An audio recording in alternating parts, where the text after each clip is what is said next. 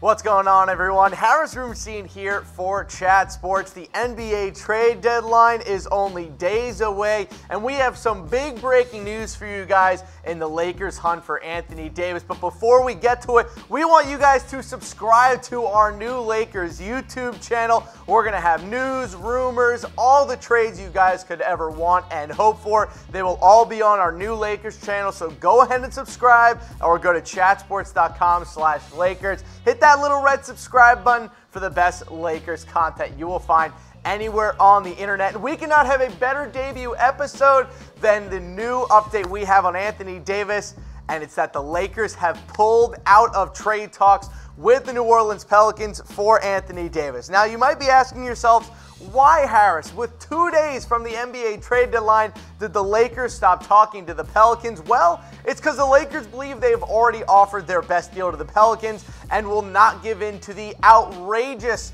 wants and needs of the New Orleans Pelicans. So the Lakers offered 6 players and 2 picks for Anthony Davis, but the Pelicans turned it down. Why? Well, according to Brad Turner of the Los Angeles Times, the Pelicans want 4 first-round picks and up to 3 to 4 second-round picks. So the Pelicans want 8 total draft picks for Anthony Davis, along with multiple great players. And this is just where things start to get a little bit crazy. The Lakers refuse to add more picks and more players. Now, we have the trade that the Lakers offered to the Pelicans, and this is it. This has changed multiple times, but this is the one that is the most recent. Lonzo Ball, Lance Stevenson, Kyle Kuzma, Michael Beasley, Brandon Ingram, Rajon Rondo, and 2 first-round picks.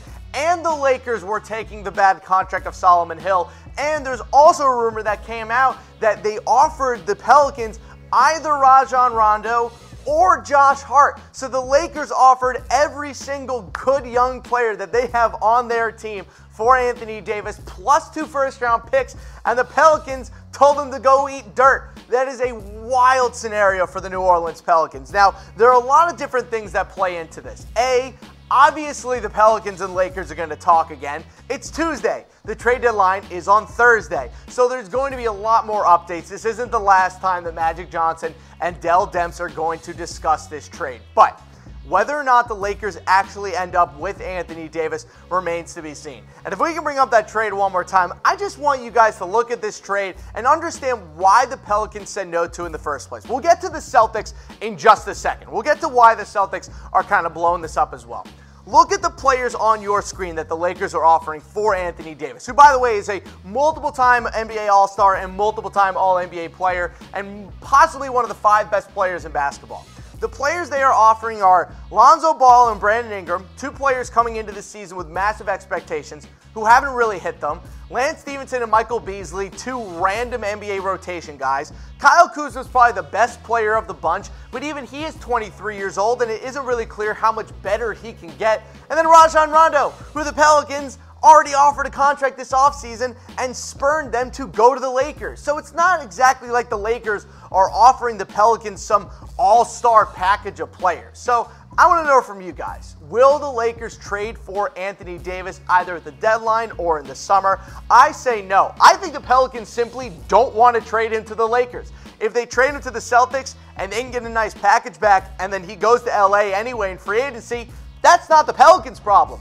But there's a great thing that I learned a couple years ago from an interview with multiple former NBA GMs, including David Griffin, the Cavs GM with LeBron. He said this: when you are making trades as an NBA GM, you have to control what you can control. And if you're the New Orleans Pelicans, the only thing you can control is where you are trading Anthony Davis now. And I simply think the Pelicans are trying to spite the Lakers and not give in to Clutch Sports' wishes. So let me know in the comments section below, will the Lakers trade for Anthony Davis? I say they're simply not going to be able to, and it has a lot to do with one team and one team only, and that is the Boston Celtics. We have a big rumor for you guys that Danny Ainge is going out of his way to sabotage the Lakers trade with the New Orleans Pelicans. The strings are there, and Danny Ainge is pulling every single one. Danny Ainge has told Dell Demps, the GM for the Pelicans, to wait until the summer, and he is dangling the whole roster besides Kyrie Irving, including every single first round pick the Celtics have this year, next year, and the year after that. Now, the big report is that the Celtics will not dangle Jason Tatum in trade talks, which to me is kind of wild. There's no way that they're going to end up getting Anthony Davis from the Pelicans without giving up Jason Tatum. And that's what's kind of become clear to me over the past couple of weeks. So the trade that I've come up with, I've adjusted it a little bit. And again, the Celtics would have to get a third team involved to make the money work. They would have to get rid of either Gordon Hayward or Al Horford for this to work. But Jason Tatum, Robert Williams, and 4 2019 first-round picks could be a big enough package to pull Anthony Davis from the Pelicans. We know that the Pelicans want Tatum. That is a 100% fact, and also one of the reasons why the Lakers aren't able to make a comprehensive trade package to the Pelicans. They simply do not have a player on their team that is as good as Jason Tatum. And don't throw Brandon Ingram and Kyle Kuzma at me. They didn't dominate during an NBA playoffs in their rookie season and has done even better in his second year in the NBA. He's been a little inconsistent, but if you watch any of Jason Tatum, you know that this guy is a future All-NBA and future NBA All-Star. So that is a package that would instantly get the Celtics Anthony Davis, but the real question comes down to this.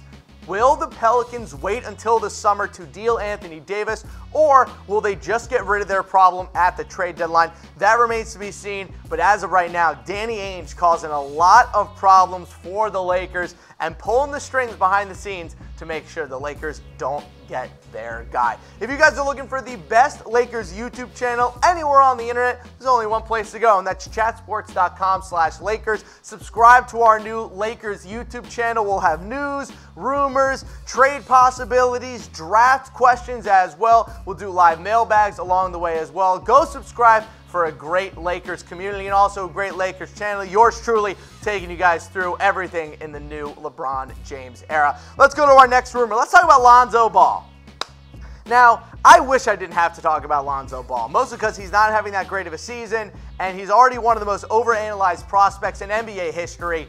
But in any Anthony Davis trade, according to LaVar Ball, Lonzo wants nothing to do with New Orleans and instead wants to bring the Suns into this in a 3-team trade and get Lonzo to the Phoenix Suns. And this is going along with a lot of the other reports that we have seen today. According to reports, the Pelicans do not want anything to do with the Ball circus, and that these recent comments by LaVar Ball have, quote, ruined any chance of Lonzo being involved in an Anthony Davis trade. So while it might have helped that LaVar Ball said something, it might have also hurt because, listen guys, we are a year and a half removed. I said this the last time on our Lakers Rumors Report. The last year and a half or so, all Magic Johnson had to say about Lonzo Ball was that Lonzo was the next Magic and they were going to build the franchise around Lonzo Ball. But now it turns out that Magic Johnson never wanted Lonzo Ball anyway. He wanted to draft De'Aaron Fox. So now we have back-to-back reports that the Lakers never even wanted Lonzo anyway, and now they're trying to trade him. This is a disaster for the Lakers front office that all of this stuff is starting to come out. This is going to amount to so many different locker room issues down the line for the Lakers that I'm worried about what it's going to mean for other prospective free agents coming to the team. Look, guys, you can't have this much dysfunction inside of an NBA locker room and expect success. So if Magic Johnson really wanted De'Aaron Fox over Lonzo Ball, and also that now Lonzo Ball's name is in trade talks, but they can't trade him anyway because LaVar won't shut his mouth, this is a disaster. But you also have to wonder this. What would the Lakers trade for Anthony Davis look like if they had De'Aaron Fox instead of Lonzo Ball? If I was the Pelicans and De'Aaron Fox was in trade talks instead of Lonzo Ball, I'm making that trade in 2.5 seconds. Because as of right now, De'Aaron Fox has been literally twice the NBA player that Lonzo Ball has been through a year and a half of their respective NBA careers. So I want to know from you guys, who would you rather have? Give me a B for Lonzo Ball, give me an F for De'Aaron Fox. I'll take De'Aaron Fox today, tomorrow, and twice next week. I simply think he's better than Lonzo Ball. He's a better scorer. He's been a better passer so far. He's a way better three-point shooter. Also, not to mention, Lonzo Ball is one of the worst free throw shooters through 2 years of his career than any NBA guard in history. Seriously, he's shooting 46% from the free throw line. That is the lowest number of any guard drafted in the past decade.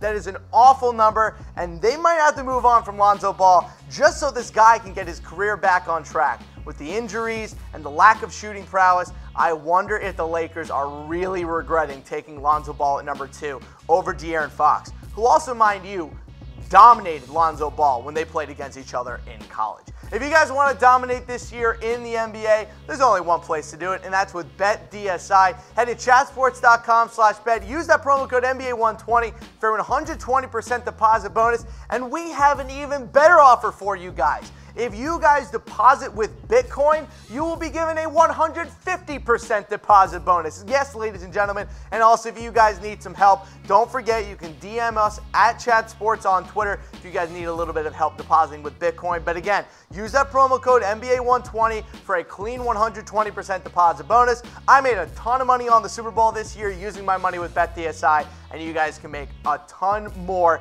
with post All-Star break, NBA games, and so much more. Again, chatsports.com/bet, promo code NBA120. Let's get into some smaller Lakers trade rumors. Let's start with Jabari Parker. Apparently, the Lakers have inquired about Jabari Parker and have thrown a couple different deals at the Chicago Bulls. They've dangled KCP and other picks for him as well. This would be an okay backup option for the trade deadline for the Lakers. Though I will say this, wouldn't it be a great look for the Lakers to be pursuing Anthony Davis with everything in their power, putting up every single young player and big-time asset they have on the block to get Davis, and they end up with Jabari Parker on a bad contract?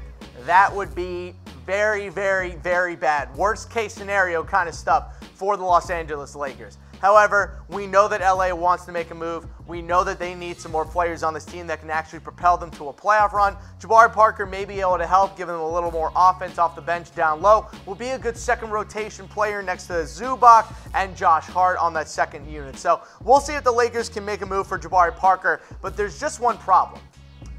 They can't trade KCP. Why? Because Kentavious Caldwell-Pope has veto power over any trade, and that's a big issue because the Lakers have included KCP in multiple deals so far. He's been in a couple different iterations of the Anthony Davis trade. He's already been offered to the Chicago Bulls for Kentavious Caldwell-Pope, along with a bunch of other different deals. It is still unlikely at this point that the Lakers move on from Kentavious Caldwell-Pope because, again, when you have that trade clause where you can say no to any trade, I just don't think he's going to accept a trade away from LA to where he lives in the offseason, to where his kids were born. I can't imagine if he has the option that he's going to choose to leave Los Angeles. So let me know in the comments section below, who should the Lakers trade for at the deadline? Should it be Anthony Davis? Should it be Jabari Parker? Should it be someone like a Jeremy Lin or a Wayne Ellington to get a little three-point shooting at the guard spot? Whatever you guys think, let me know in the comment section below. Who should the Lakers trade for at the deadline? Don't forget to subscribe to our new Lakers channel. We'll have all the best Lakers content for you. Draft stuff. We'll have a lot of free agent previews as well. So stay tuned on the channel and go ahead to subscribe at chatsports.com/Lakers.